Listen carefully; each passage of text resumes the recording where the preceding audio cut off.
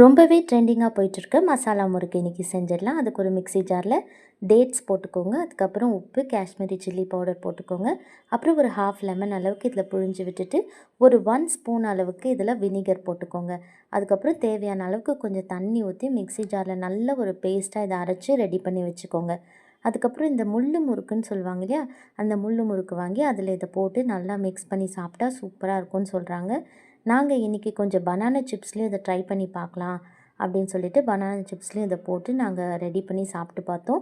ரெண்டுமே எங்களுக்கு பிடிச்சிருந்தது. இருந்தாலும் நம்ம வீட்டில் உள்ள பெரியவங்க இதை லைக் பண்ணுறாங்களா அப்படின்னு டெஸ்ட் பண்ணலான்றதுக்காக எங்கள் அம்மா நல்லா தூங்கிட்டு இருந்தாங்க. அவங்கள எழுப்பி இதை சாப்பிட்டு பாருங்கள் புது டிஷ்ஷுன்னு சொல்லி நான் அவங்கக்கிட்ட கொடுத்தேன். அவங்க சாப்பிட்டு பார்த்தாங்க. அவங்களோட ரியாக்ஷன் என்னன்னு நீங்கள் லாஸ்ட்டில் பாருங்கள். இது எங்களுக்கு ரொம்ப பிடிச்சிருந்தது. நீங்களும் இதே மாதிரி நல்லா செஞ்சு சாப்பிட்டு நல்லா என்ஜாய் பண்ணுங்கள். சிறப்பான ஆள் நீ.